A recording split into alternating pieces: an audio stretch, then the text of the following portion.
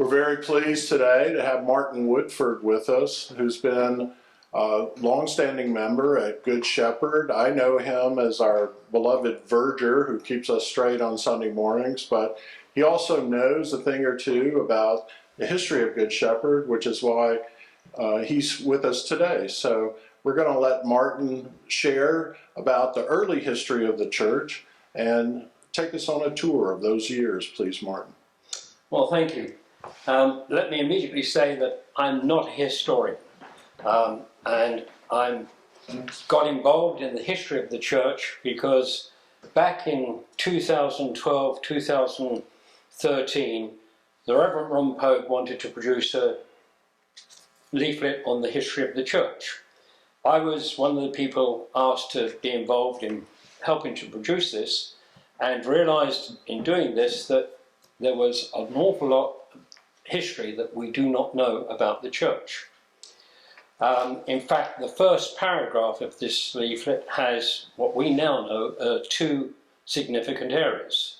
The first one being that the church began in October 1888, which was in fact 1887, and the second one was that the fire at Maxwell Street was January the 1st, 1917. We now know that that fire was January the 20th, 1918.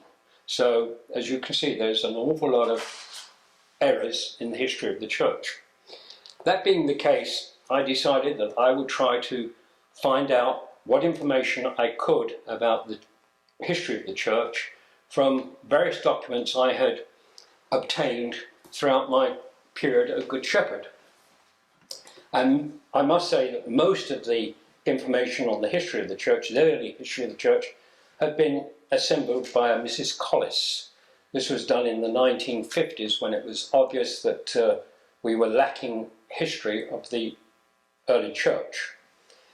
The reason we were lacking the history is quite simple, that the historical documents were kept in the church itself, which burnt down in Maxwell Street in, as I say, 1920. So all of our documents prior to that were lost. And then since then, various documents have lost for other reasons. But Mrs. Collis did a tremendous job of interviewing people who were around and asking the children what their parents had told them about the early church. So we have some very good information about the church, most of which we cannot actually prove. So because I'm going to mention information and dates, a lot of it is still possibly going to be corrected over time. The church was a mission church, started as a mission church from Christ Church, and it started in October 1887. The reason we had the mission church was, and you have to go back to the 1880s, when roads in Lexington were not paved.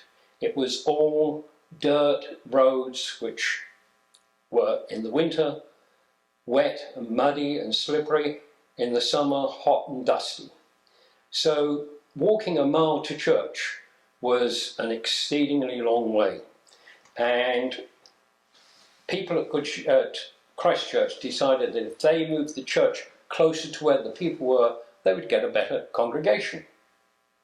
At that time, if anybody knows the bridge on South Broadway, L&N had a regional office at that point, and there were quite a few people who would walk from that L&N office area to Christ Church. So they moved or created the chapel down on South Broadway. And Mr. Heyman lent them a cottage that he had there, and the first meetings consisted of about 6 to 10 people. Not a very big congregation, but at that time, not a great deal of people were interested in going to a church that they didn't know. Shortly afterwards, that cottage became a little bit too small for the number of people that were attending, so Mr. Heyman lent them another cottage, which was slightly bigger, all in the same area of South Broadway. And then Third thing Mr. Heyman did was to give them a plot of land close to the bridge at South Broadway. There is in fact a road there which is named Heyman Lane, and that is where Mr. Heyman developed a lot of cottages just for the people who worked at L&N Railroad. People were able to raise $1,800 and built a new church on South Broadway. It wasn't long after they built that church that, in fact, L&N decided to close down their regional office, and consequently the congregation got greatly reduced. So the members of the church decided that they would move from there to Maxwell Street, because at that time Maxwell Street was another developing area. So they literally took down the Chapel of the Good Shepherd and moved it stick by stick to Maxwell Street, rebuilt it and extended it slightly, so that the rebuilt chapel opened in 1906 and was dedicated in February the 28th, 1907. And was a very successful chapel on Maxwell Street. We have photographs of the chapel, of the inside of the chapel, and it can be seen it was well decorated at Christmas and very well attended. However, once again, historical documents say that in Christmas of 1917, which is incorrect, they were getting ready for the Christmas services, and the janitor stoked up the boiler and made it to get the building nice and warm. And the boiler overheated and burnt the church down. In fact, that turned out to be the night of January the 20th, 1918.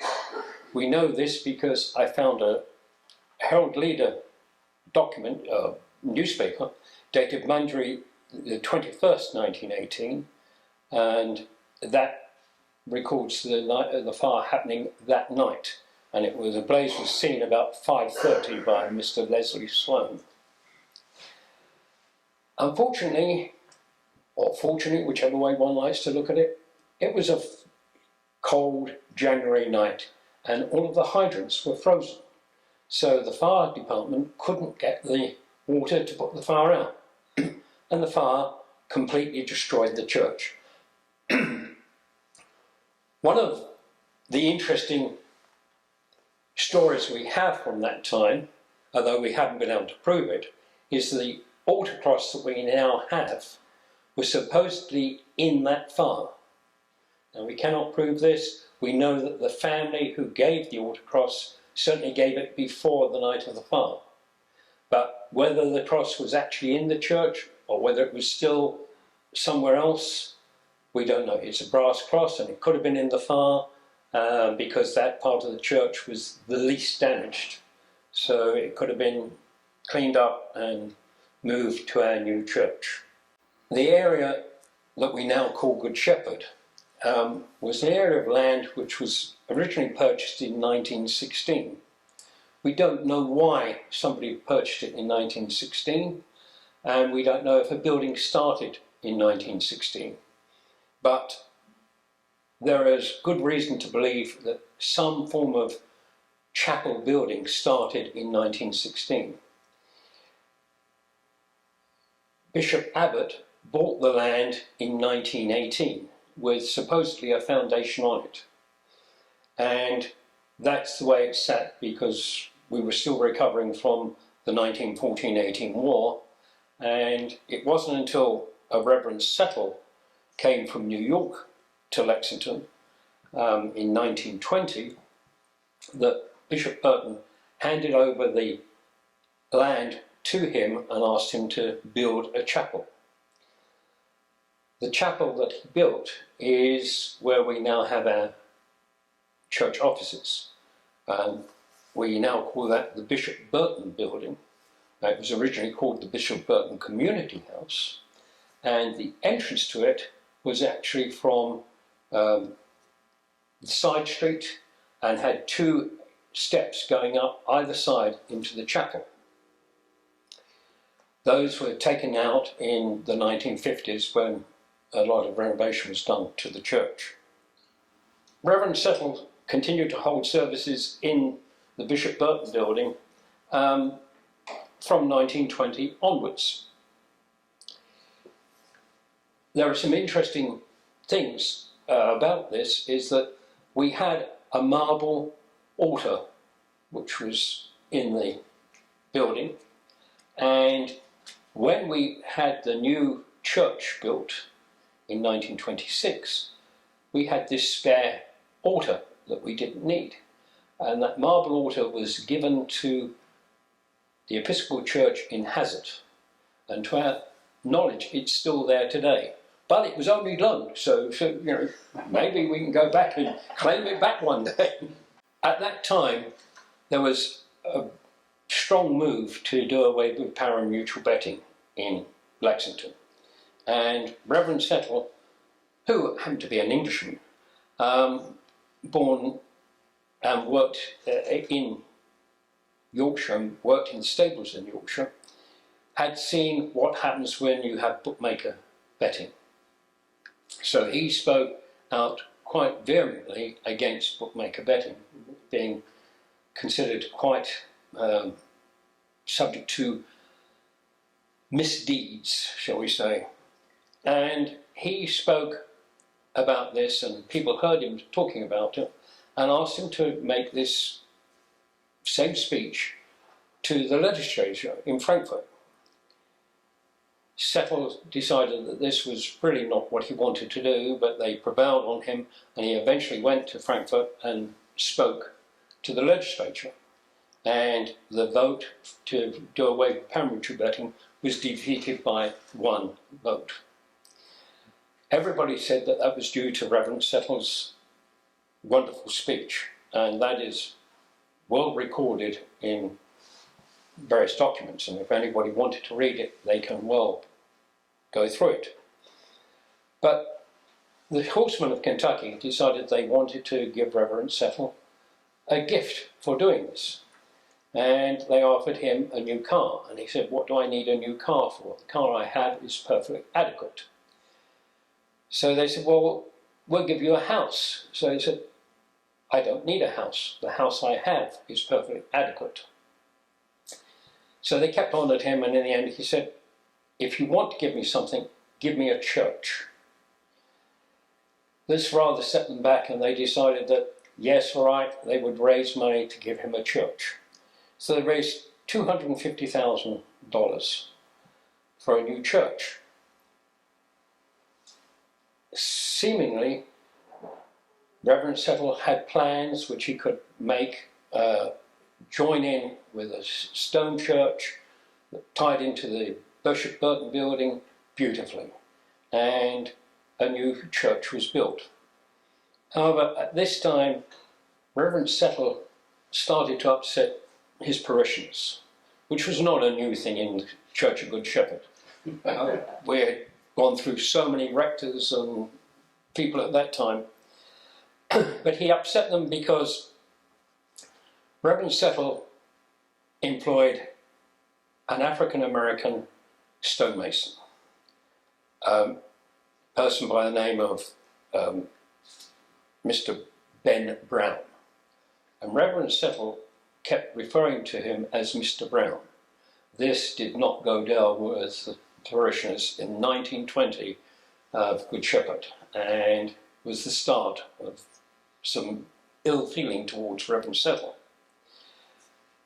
The next thing that happened is that Reverend Settle started buying items for the church without telling the vestry what he was doing.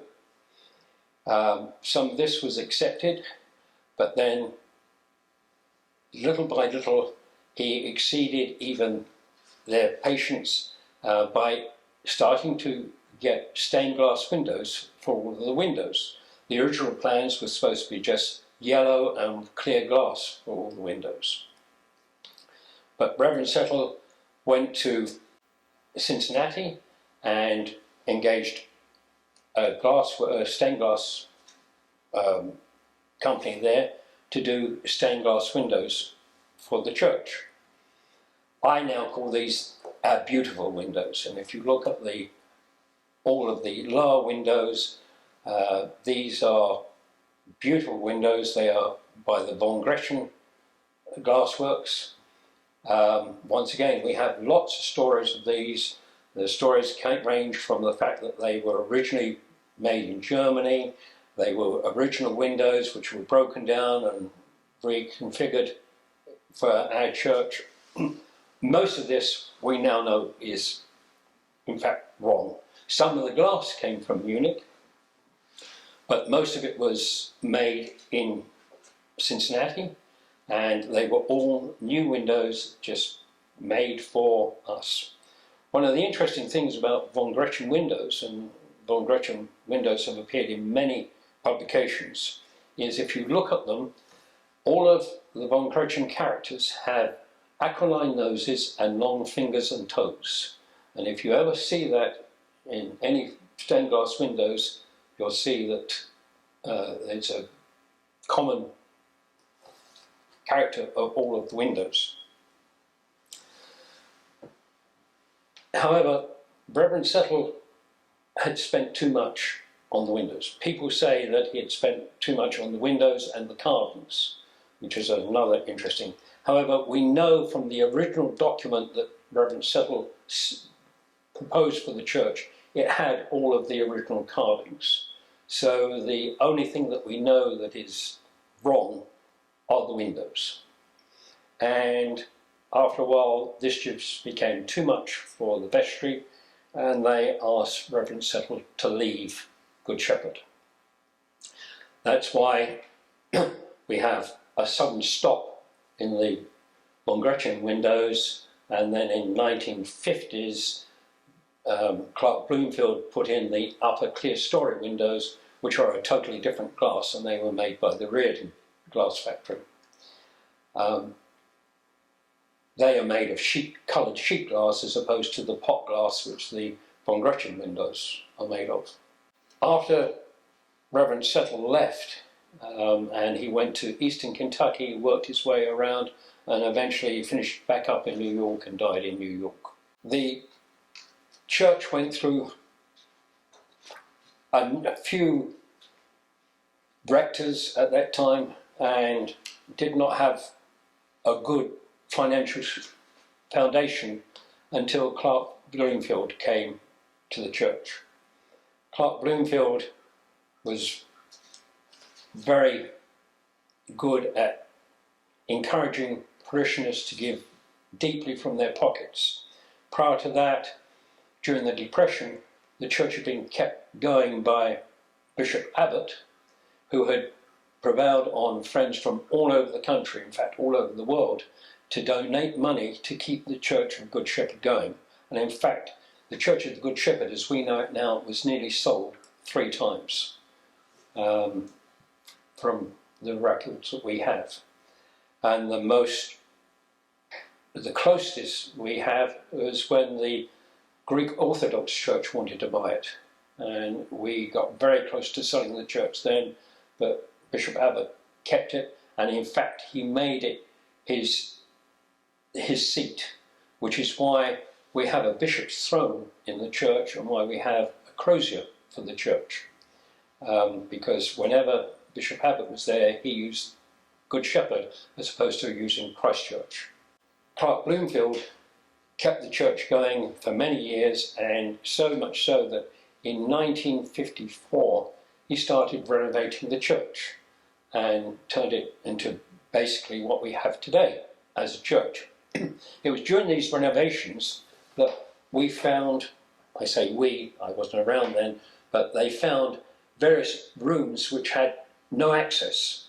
It was when they tied the main building to the bishop building, they created rooms which you couldn't get into or couldn't get out of, and they discovered this when they started modifying the church. Prior to that time, the undercroft was only about 5 foot high. There were no steps down from the entrance to the church, and Clark Bloomfield persuaded parishioners to dig out the basement and create the undercroft. He also created the steps down from the entranceway down to the undercroft, which is why we have a baptismal window above the staircase. That was where the font was originally, and where obviously the baptismal window, the entrance to the church was. But now it's above a staircase. There is a lot of question of whether we ever had bells. We never had bells in the church. There was supposedly a fire bell at one stage laying on the lawn outside Good Shepherd, and even though we had a bell tower, there were never any bells in it. And the bells were put in by Reverend Sesson. And I know this very well because my job at the church then was to stand on the church roof. We had a big lime tree outside the church that the Bell Court Historical Department said that if we broke one limb of it, they would sue us. So my job was to literally stand on the roof and make certain that nothing got in touch with the lime tree. It was a few years later that we found the lime tree was dead anyway and had to be taken down. But we now have a series of bells which are up in the bell tower, and they run electronically, and they can be run from down by the organ. We have a hand control or elsewhere. The church continued to flourish, but not without controversy. There have been many times when the church did not feel that it owed any money to the diocese, and we had, for many years, not given any money to the diocese until, and that was after Bloomfield's time, till Bob Sessom arrived, and he decided that we had to start giving back to the diocese. So since then we have slowly increased our pledge to the diocese to now we have a full pledge, and I think